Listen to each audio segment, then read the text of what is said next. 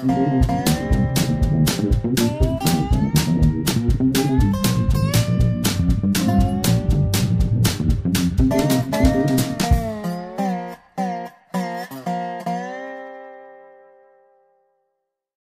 is Dave Monk at Prairie Monk, WEFT Champaign, 90.1 on your FM dial, and Dave on the board. And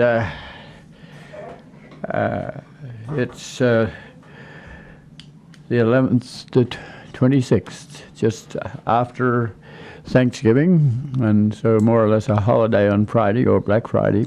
But I went to Chicago with friends and relatives and enjoyed that. The weather was fine, and we're back in action. Went to memorial service for Dick Burwash yesterday and met up with lots of people that I know. And we'll deal with some of the Dick Burwash stories at a later date. We hope to go out with a television camera and capture some of the history. The Burwash family was has been here for 4 generations. Dick was the 4th generation, and so there's a lot of history that revolves around that. The family owned a large percentage of the area south of Champaign, which has become Savoy. So the Savoy Plaza was basically a dairy farm on the corner, and orchards. They were interested in orchards. So that was on the corner of Curtis Road and 45, and that's now a bunch of strip mall. But part of our history, part of the Senator's Inn down the road was owned by Senator Dunlop, who was the Republican whip for the state, and as a state representative he had some power. And then there's the Curtis family, which still owns horticultural orchard on Duncan Road over to the west side of Champaign. Farmers Market is still in good action. It's inside, and people know it a little better than they did a few years ago when it was a minimal population. There's quite a respectable population. They buy and sell, and there are additional booths, so the malls are full, and there's a lot of interaction. I rather applaud that. I go down and talk to people and generate interest.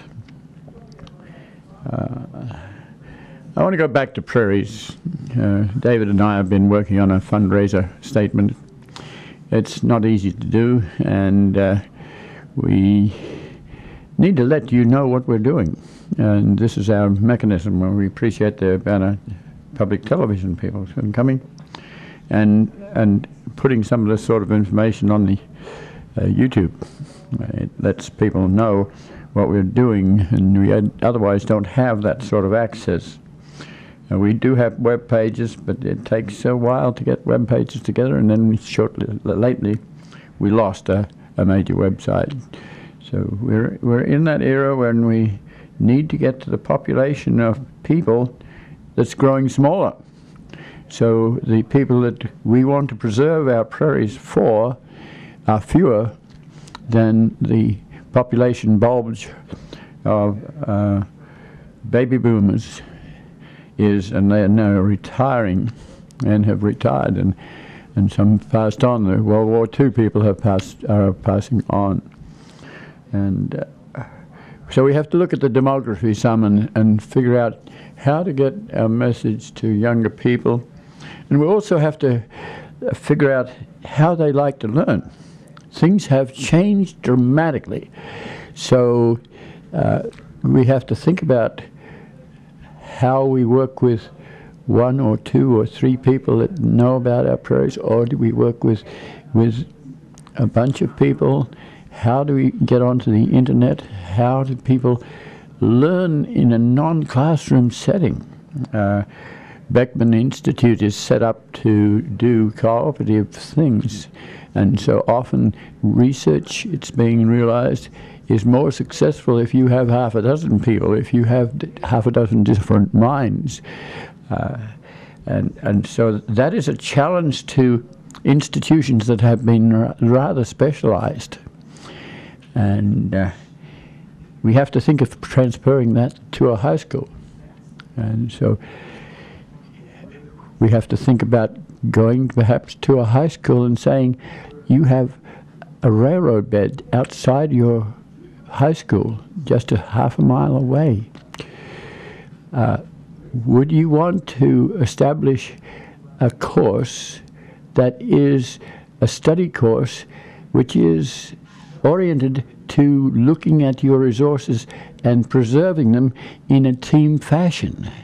How do you do this? How do you interact as young folk with each other in an era when you're adolescents and you're going through a whole bunch of learning procedures just to interact with each other, let alone to interact with the environment?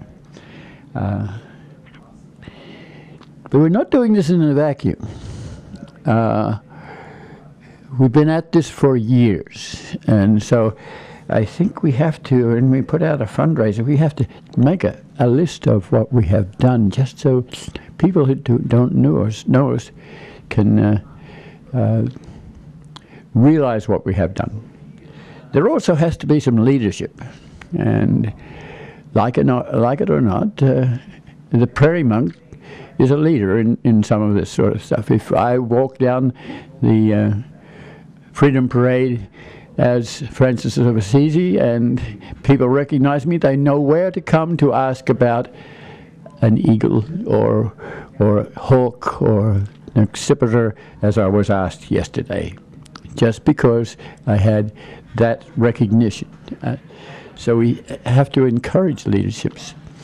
And so I thought I'd run through some of the things that we've done, just so you're aware that we're not a non-entity. And I don't think that is so, but it is easy to pass over some of the things we've done, mainly because it's sort of manifest destiny to come to your Prairie Peninsula and dig it up, because God said that was a better use than what it was. But you don't leave anything, then that's a depauperization of the genetic material. So we have to say that there is an importance here that goes beyond wealth. It goes to the common sense of preserving sites. Okay, let's. I've made a list here, and we've also gotten a basic fundraiser in our heads. I got him down to a one-page.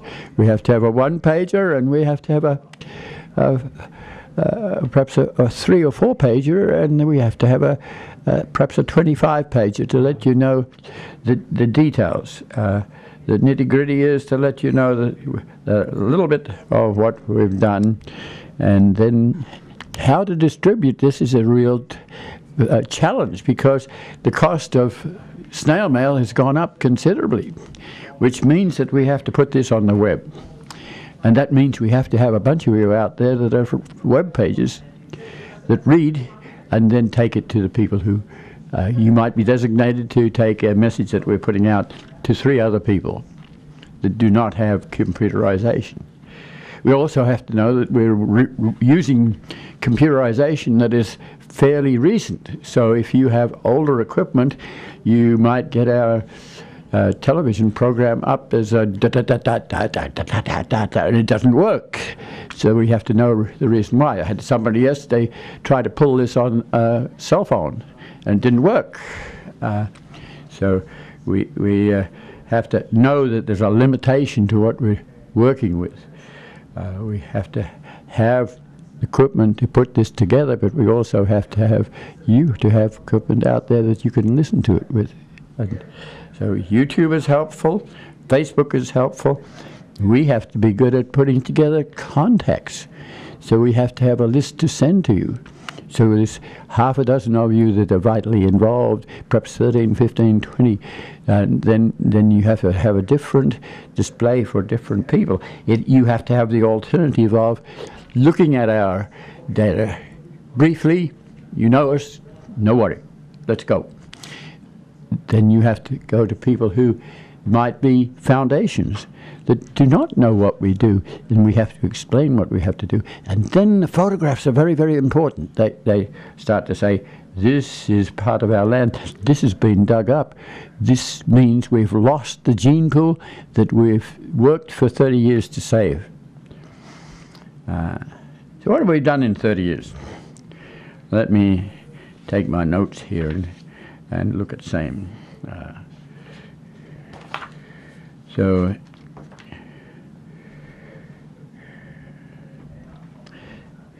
to some extent we've saved. We've just bought abandoned railroads. When the railroaders in Reagan era were being deregulated, it meant that railroads that were all across the country, when we didn't have roads, we had railroads. So every 5 miles there is an elevator.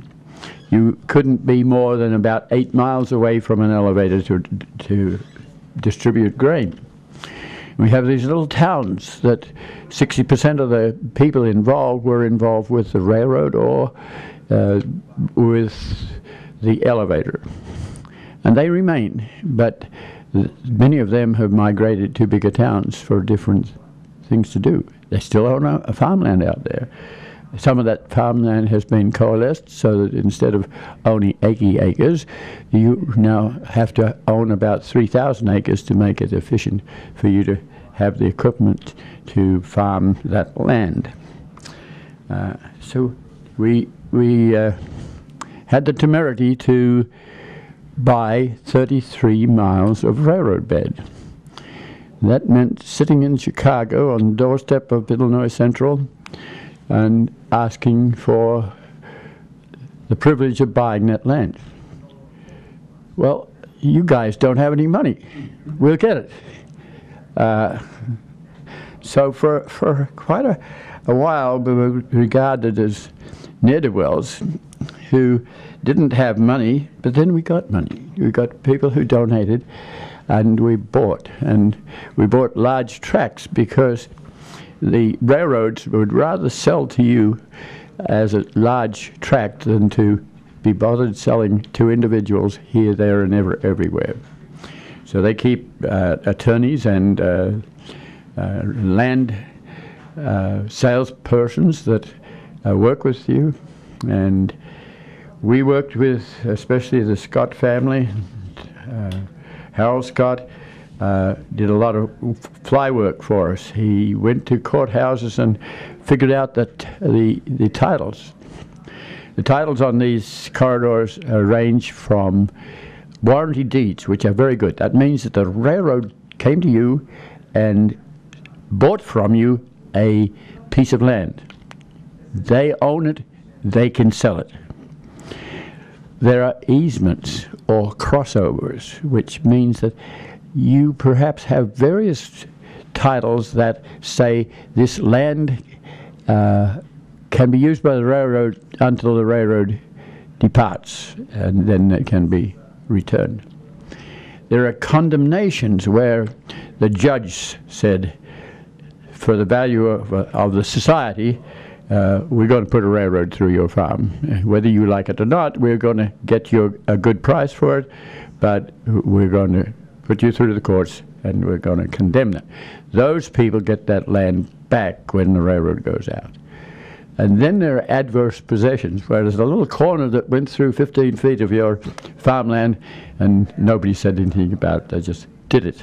Well, people get that sort of land back too. So there are various titles, and usually it's about 60% of the railroad bed is warranty deeds or reasonable. Then you have to depend on the agricultural community. We did not buy the elevators because the elevators are part of the continuing commodity sale of grain, and that's very essential. So even if there's not a railroad, there are roads, and semi-trailers take that grain to larger supermarket setups like Cargill, just west of Champaign, where there are trains. They have established yards in recent years that are quite huge, and trainloads of grain can go out to the Mississippi, perhaps to barges, or directly to the south or north to grain mills. We need those railroad lines. The lines that got closed out were the sort of small lines that had not been used very much except for grain. There were lots of derailments. The lines weren't in good shape. And actually the railroad industries had tended to become multinational. So your little railroad line might be in competition with Coca-Cola or some other larger institution, and sometimes the money that was in the railroads, the rails, the ties, the ballast, were good for establishing other institutions. So the railroads were not in very good shape, and still that remains so. You don't dare to put something more than a 100-ton railroad car across rails that are stick rails and loose, and I've been in situations where I've seen the engine has just dropped into the rail bed because the rails moved apart. That's not a very happy situation, and that allows that railroad bed to be closed out. So we bought the bed with a couple of reserves. One, the major one, was biodiversity. We wanted the plants and the soils, the bacteria, the fungi, the small mammals, the snakes, whatever we can get. What we have is rough and tough. It's not ideal, but it is all we have in many cases, especially where the land is worth money for commodities. Right now, the price of land has gone up from like $4,000 an acre. For good Drummer and Flanagan soils, it's gone up to $6,000, $10,000, and the last one last week was $20,000 an acre. That is, yes, David's saying, wow, and it's true. So our corridor, narrow corridor, it looks like weeds. And it is weeds to a farmer. Think back 6 generations. This farmer has been taking out weeds, the prairie plants, so he can plant crops or keep early livestock. That was the trade before we really got into the corn and soybeans. We had to do a fair bit of research to get the corn and soybeans to the point where farmers make a lot of money out of them now. Corn was teosinte. It had 60 little cobs, and they weren't as productive as we might like. So breeders bred corn to the point of inbreeding, so that you have one line of corn getting smaller and smaller because it's inbred, and you select the inbreds, and then you do another line on another side, and then you combine the two, and they have hybrid vigor. So where you have a small Indian corn that might be 4 feet high, you suddenly have a 12-foot high corn plant. The same with soybeans. We didn't have soybeans in 1936. Researchers had to go around the world looking for gene pools, like the gene pool we're trying to save, and pulling from there little glycine plants that might be 2 inches high, bringing them back to the University of Illinois, which has one of the world's greatest collections of glycine, and then those plants were bred to provide a basic soy plant that was then multiplied and sold out as hybrid seed. You have to realize that you have to have farmers who breed flying flock material that can be used by farmers. This is not something where you keep the seed and sow it yourself. The hybrid vigor will disappear if you do that. You have to keep generating that hybrid vigor. So most farmers know this. They have been around long enough to know that they didn't have soybeans. It had to come from somewhere. So you have to have an initial plant. And in our case, we're looking for an improved soy plant. We're looking for a soy plant that you can plant for 20 years and mow it every year, so that the soy seed the bean will come to peak at a certain day, a certain hour almost, and you can process it, harvest it with a mower, and the plant will come back again for the next year. What that does is save the tremendous erosion which occurs when you plant the plant every year. That erosion sends thousands of tons of soil down the Mississippi, down to the Gulf of Mexico, where it sits and destroys the ecosystem in the Gulf of Mexico. I say it doesn't hurt, you know. You could, in 10,000 years' time, perhaps the owner of the Gulf of Mexico, there'll be an uplift, and you'll have fertile soil there. So you really don't lose it, but in the immediate sense, you do lose that. So both corn and soybean have been highly bred, and they're productive. The soils we're talking about, adjacent to our railroad bed, selling for a high price that we mentioned. Our corridor is a little less expensive than that because it's been somewhat disturbed by a railroad ballast in the middle, and ties that are creosoted, and pieces of spikes of steel and things like that. So it usually sells at about half the price of the surrounding land.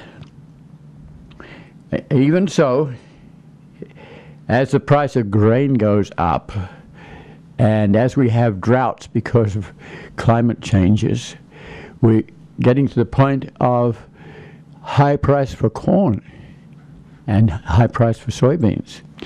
And there are other populations, like in China or in Africa, that would like to use this grain, and we're the breadbasket. So the price is up there, and that row of original plants mixed up with invasive farm weeds and even prairie weeds that respond to fertilizer and the like. It's not pure, but it is best we have, and it's important we preserve that genetic material. So first thing is the purchase of land, and we manage that. It amounts to about 350 acres, and if you realize that we've got 33 miles, and each mile is worth about 12 acres of ground on either side of the railroad, but with the bed in the middle, and the bed can be a trail, and trails are important. There are now 1,700 trails across the nation, most of them under the aegis of a rail banking act. The federal government thought that the rail beds, so many rail beds were being removed that there was a fear that there wasn't enough railroad left to allow traffic across the country. So some federal authorities got into the act, and they created a rail banking act. They were aware that people like ourselves were buying up railroad beds for biodiversity and trails, they were also aware that some of these reversionary titles were destroying the continuity of a potential rail trail. So the federal government went to the bicycle people and said, we figure that there's so much federal money invested in these railroads in the first place in the 1850s and so on, that we have the right to create one more public use with a view to preserving that railroad so that the railroad could come back if necessary in the future. So we'll give you money to put in a rail trail. We'll save the bridges, which are usually taken out because somebody might be jumping off the bridge and committing suicide. So there's a liability problem. So it will save the bridges, which costs millions of dollars, and will quiet reversionary titles so that the continuity can be established. That has operated, and most of those 1,700 trails that are in the networked across the country are established using that Rail Banking Act.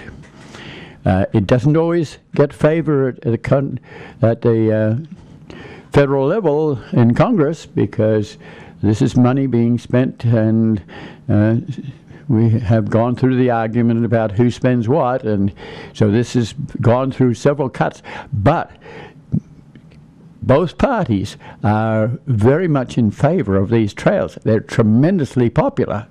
They allow those little towns that lost their dignity with the loss of the rails and lost out some of their character. Those little towns can get restoration when a trail comes through. You might have a restaurant, you might have a bicycle shop, you might just have friendly people. And it takes about 15 years for that sort of syndrome to work through.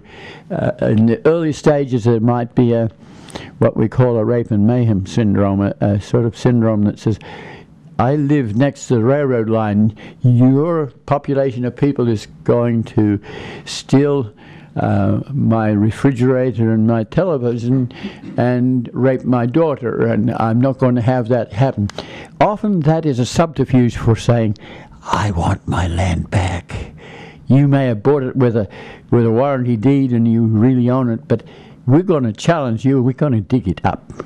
And then you have to figure that farmers are quite reasonable. Like everyone else, you can talk to. We need to talk to each other. And that can happen. But you can't run into a territory like between Champaign and Clinton and say, we're going to put in a rail trail. Because you end up with a lot of opposition and a lot of ugly debate, which we can't afford. So we've purchased and we've hung around and not developed things very fast. But the development is happening. So the next step is to mildly develop the corridor. And Monticello is a very good example. It has taken a mile, bought from us a perpetual easement, and put in a trail over the Sangamon River. So that's a good demonstration for what we can do with this and other rail or abandoned railroad corridors. We don't have many of them in East Central Illinois, just because the soil is so rich. If you are in southern Illinois where the soil is not so rich and wasn't glaciated in quite the same way, the rail bed will remain intact because there's no great incentive to take it over. But in East Central Illinois, we have very few of these trails. We have them around town. We have bicycle concerns around town, but mostly the bicycle concerns around town are urban in their style. They're not long rural tracks which will eventually allow you to move east-west across the country or north-south across the country. They're not rural trails. Rural trails usually have a large percentage of opposition. We had one that was running through the north end of Missouri, 200 miles, but it didn't happen mainly because of this sort of opposition. A parallel corridor, the Katy Trail, going out of St. Louis west to Kansas City, achieved that status of a rail trail, and partially because it was on bottomlands and not as valuable as some of the other land that was in the north. So we've acquired land and we develop it a little bit. If you go to Shady Rest, we've taken 30 acres adjacent to the railroad bed. We've preserved the truss bridge and the corridor, and we eventually would hope that perhaps in 100 years the Railroad Museum might go down to take in water as it did a century ago, and with a steam engine, or just these little things we have to capture now for what we imagine might happen in the future, and we don't know, so we have to be gambling. Right now, another volunteer crew and group, which is established a 1c3 not-for-profit agency, has mown the bed between White Heath and Seymour, so that we have a potential trail coming up there. So mild-mannered development is okay. And when you develop for a rail or a trail, or the other part of the 100 feet is fairly pristine. It hasn't been disturbed a lot. It might be weedy. It may have some of those plants that the early settlers had to remove, but it's intact. And the railroad development usually follows through in a linear manner, and it doesn't disturb the sides very much. And when the railroads were developed, there was prairie on either side on the farmland, and it could come back in. So we have a little of that. So the next step is how to let people know about the resource you have. That is difficult. So we've over the years had formal courses in recreation and in biology at the University of Illinois, at reading the landscape in Parkland College, at the Art Institute in Chicago, Artist in the Landscape course. These are courses that are basically field courses, a little on the informal side, but formally part of the curriculum. Then there are the informal things that we do. So we interact with people, whether they're walking down Market Street and we take them across to a little pocket prairie on the other side of Market Street, whether we're at a meeting, as I was yesterday, talking about an eagle that had appeared in town, and nobody was quite sure what sort of eagle it was, but it was a huge bird and very impressive. So just those little interactions are very important. There's a dearth of that sort of interaction. In 1963, we did not have a North American Prairie Conference, a biennial conference. But we did have people who were activists enough to put that together, and it's held every 2 years. We didn't have a local organization to preserve prairie. Lots of people preserve forests, but not to preserve prairies. You can hug a tree, but you can't hug a prairie plant. It's kind of awkward. So we needed groups, and we formed a Grand Prairie Friends, which has gone ahead and done all the things that we would want them to do, but done it better than we could do, because we're kind of generalists with an advanced edge of trying to work with this sort of nebulous field.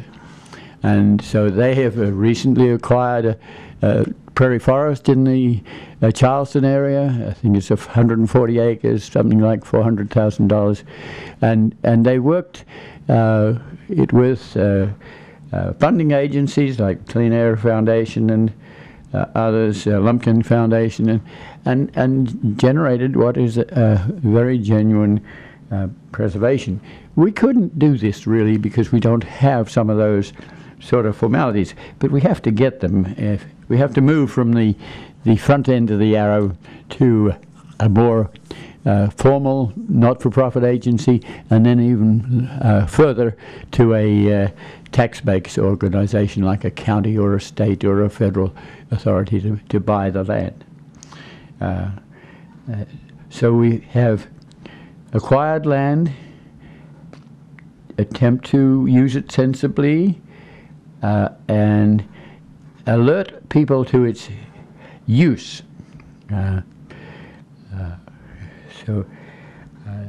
Then we one of the things we do is we have special events. So we created a rattlesnake master run for the prairie. Now, you don't know what rattlesnake master is. It's a prairie plant. Sometimes it's very common because it has the right organism that works with it, and it's successful. Some places it's very, very hard to grow because it just doesn't have all the associates. So Rattlesnake Master Run for the Prairie was a race that we ran, started about 14 years ago, and we handed it over to the Grand Prairie Friends, and they've run it once again better than we could ever do. But you have to start these things. There's an initiation here that is important. You have to put your head out there, even if it's not exactly what you would like. You have to try. And then there were special interest groups, like we created the Grand Prairie Friends and acquired a rail bed. A mile of railroad bed. Wendy Garrison came through with her husband, and they put down $3,000 for the purchase of the bed. And at that time, we felt the need for an organization. We had been to the Forest Preserve, or perhaps a year or so beforehand, hoping to get a line between Lotus, which is on the northwest corner of Champaign County, that ran through Fisher, Dewey, and to Rantoul, to Dillsburg, to Penfield, to Armstrong, which would have been an ideal prairie, and it was loaded with prairie from in place to place. Not always. We saved one bridge, and we went to the Forest Preserve to ask them if they would think about buying this, and that was negated. The manager, especially at the time, was not keen on that idea. But the president at that time was interested, and he became the first president of the Grand Prairie Friends. So creating these organizations is important. Likewise, we created a docent group. We needed someone to go out there to a prairie and recognize it and interpret it to others, and that is the Natural Area Study Group, which is now, like Grand Prairie Friends, 30 years old. Next thing we did was, and have done in perpetuity almost, is plant prairies. We have some involvement in the Meadowbrook Prairie. Some of the initial plantings were done with our involvement. They weren't exactly biodiverse. The first prairies we planted at Meadowbrook Park were mainly grasses because they grow fairly easily and quickly and make a statement that is recognizable. You can see the wind blowing across the prairie. Grass. But gradually Audubon and other groups have made that a biodiverse prairie, and it's burned regularly and maintained. So that is helpful. Grand Prairie, the Lake Park Prairie is a 2.5 acre prairie, largely as a result of Dick Burwash, who died just this week or so, and on Cornfield we established a 2.5 acre prairie, which is a rather marvelous prairie. It's delightful. So we go to places like Arcola. We've got a little prairie, and then we add on to other sites. It might be in your backyard. You have 2 or 3 prairie plants. It might be on the streetscape. It might be just one plant.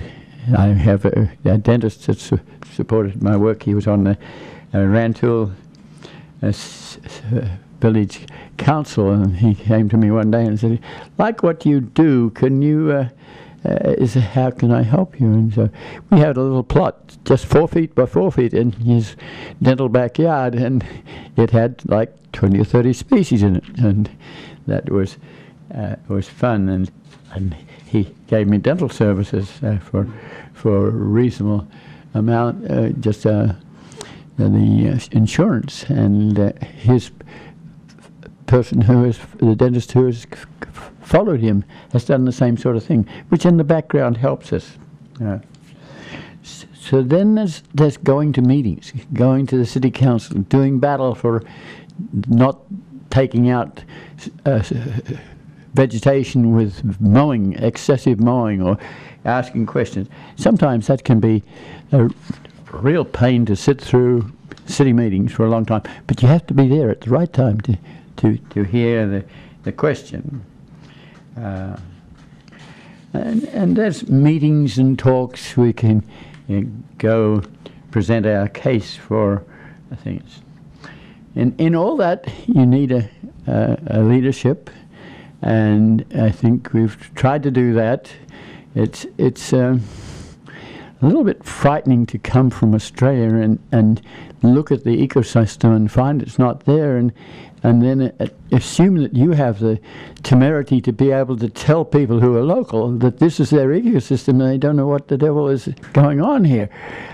So you then see people walking through poison ivy in a prairie, and you wonder what they know about their biology if they're walking through poison ivy.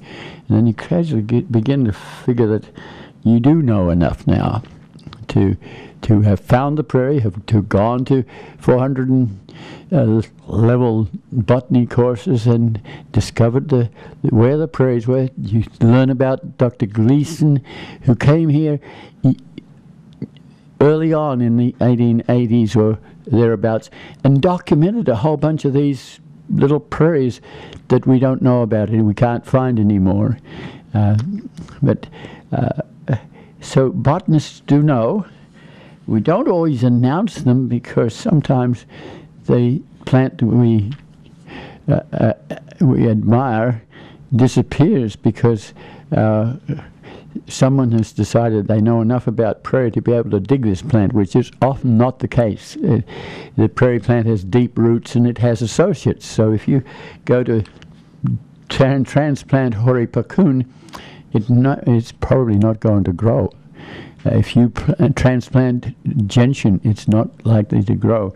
So we haven't always announced prairie sites, but we probably have to do that. And the risk is that enough people now know about the value of this dwindling gene pool that they will not destroy it. We may be in a situation where if somebody sees a roadside going to be destroying a prairie, then you might want to save it, like at Airport Road, which was going to be widened. We took a remnant prairie to Pisotum, and subsequently it has been destroyed there after 30 years. So we have those little battles, ongoing battles, that also alert people to what's going on, because we let people know that we have an alert. It's culverts being developed on a roadside, or it's herbicide or mowing. So every time that happens, it's not totally negative. It alerts people to the value of a no-mow policy, which to some people is an anathema, because really mowing is like cleanliness and godliness. The shaving of the face of the landscape is important to allow people who come in to do business to think that you're a neat and tidy community. But we would really like to get to the point where we don't have as much of that neatness and tidiness. A prairie is very polyglot, and it comes in clumps, and it says different things to different people, and we want that sort of thing to happen. And we have to teach people about that. And when it requires us to be talking to the Department of Transportation about dumping spoil on a valuable prairie, then we have to do that, and that takes time. So all these things lead to my question is, how do we make a statement, a fundraising statement, to bring this to a head? How do we not only make a fundraising statement, we have to think about how we work with young people who have a different way of thinking about their education. And that's when I get back to the high school and the university, working in teams and working with a problem. So you might go to Monticello and see how you can develop something. You might go to Weldon Springs and see how 5 miles of this railroad bed would join. You might actually prepare a little trail that your local community can use back and forth. You might even allow a four-wheeler if the four-wheeler is, or the two-wheeler is not going to do a lot of wheelies, so you have to have some education and sensitivity. In there, we often get involved in art, because the prairie plants that you don't see, that we're trying to put up on YouTube, are so elegant that people often miss them. It's like if you don't have an electron microscope, there's things that you don't see.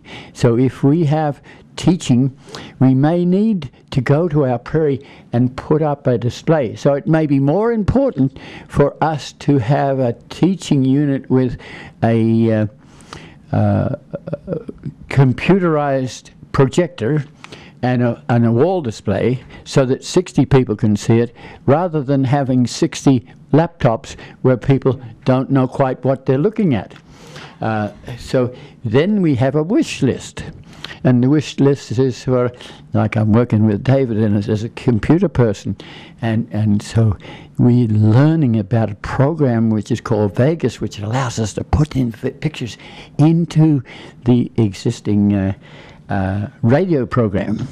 And we will try to do that with this. We'll try to say to fill in some spaces so that you know what a Meadowbrook Park looks like. And we'll try to do that. But we need a computer assistance. We need, this week I'm having to pay $400 on a pickup truck. We need that sort of financial support. We need to be able to help the people who would come to us. Like at Common Ground, we'll have a wall of pictures of our artwork. So that means you have to have a silkscreen press. It has to work, and it has to have a modern technology, because we started off with a silkscreen press that used oil-based inks, and now people use water-based inks. It's more environmentally sound. These things are there, and we also have to have people who are knowledgeable enough that they can go to a North American Prairie Conference and take prints and T-shirts that say "Grow it, don't mow it." We even have to have some people who have long hair, which makes the same statement: "Grow it, don't mow it." And that's kind of fun, and people will come back years after we've distributed T-shirts and say, "I need one of your T-shirts. I've worn my T-shirt out."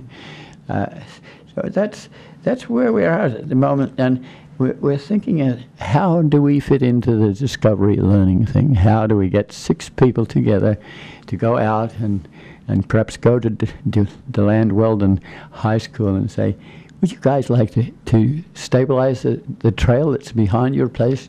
The elderly gentleman that's in his 80s next door, Mr. Richards, he walks up and down there all the time. The farmer actually uses it. Could you check with the farmer? And then we have to go to drainage things where the attempt is to get rid of water that's on the flatland, the outwash plain in front of that moraine that is usually nearby. So Weldon and DeLand are on flat territory, and it floods easily, and if you want to do agriculture, you have to drain it. So I have just had to be at drainage meetings to check to see whether the drain will go through our railroad bed and leave it intact and things like that. So I think that's where we are at the moment. And I think I sense David writing a note or two here, so I'll let him have a contribution to this debate. Sure. How about, so that we don't run out of time and forget to mention this, you've just mentioned that if people want to, they can come back a week from now and go to YouTube and actually see the video of what we're talking about. Now, on the surface of it, if you think about that, it just seems kind of silly, because I can tell from sitting here right now and seeing where the camera has been pointed, it has been pointed for 50 minutes at you while you've been talking. Now it's pointing at me because I'm the one who's talking now. Why would there be any reason for anybody wanting to go and look at that on YouTube?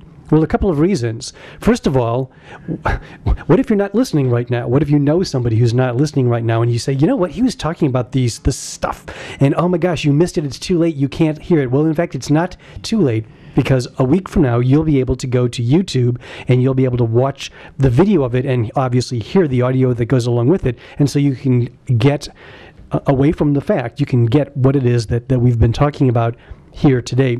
The way to do that is to go to youtube.com. At the very top, there's a huge window where you can type in a search to go searching across all of YouTube, and you can go see some little kid who starts crying when they play some really wildly popular Asian rock song, or the child that cries when he hears people talking about Obama and Romney. Or you can type in the Prairie Monk, and it will actually take you to the series of videos that go along with what Dave has been talking about now. I think this is our 7th week of having videos made of this program.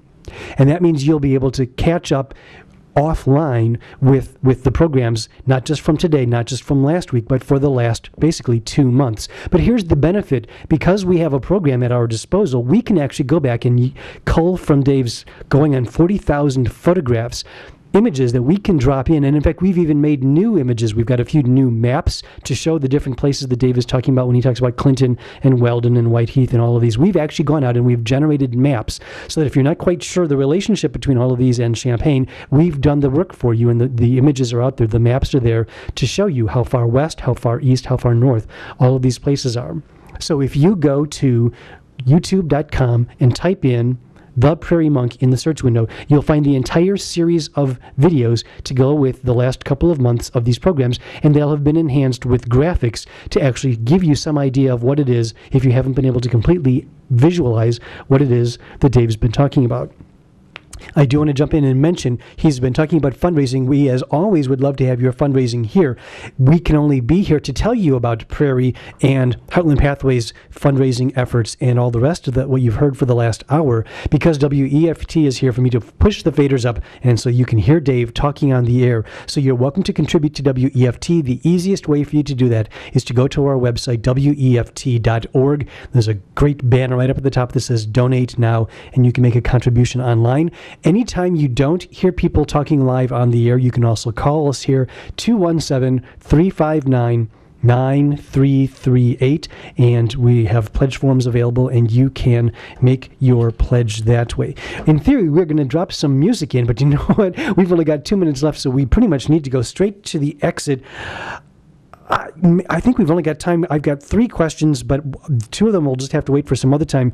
I've heard you talk about the numbers in the past about the values of land around here being on the order of $5,000 to $12,000. Now, today you've mentioned the number $20,000.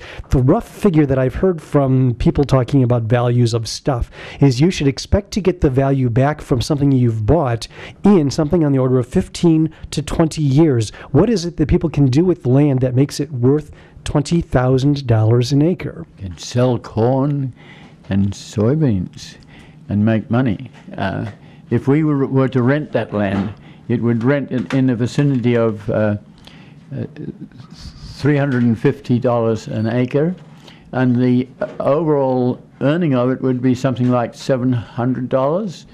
And so there is money to be made out there. We have been very careful not to rent to people because we would like for them to recognize the value of the genetic material. If we need those chemicals, biochemicals and things out of the prairie plants in the future, we need them. And so it's more valuable than the increased value of the sale. But there's been some feeling that making the wealth is more important than making the sense. And so we have to teach people that this unseen resource is in there, and we have to be thinking about 1,000 years down the line, who will be able to use this genetic material. And most people would say, well, I'm not going to be around in 1,000 years. And the city is going to say, my jurisdiction stops here and you're over there.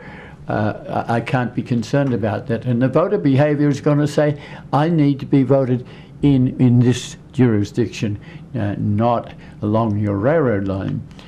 So there are limitations here that we need to let you know about, and we have to be the gurus that help you on your way. And we would hope that you can do that and work with us, and when we fundraise for the like of Heartland Pathways, we would like to get you involved. So this has been Dave Monk, your Prairie Monk, WEFT Champaign 90.1 on your FM dial.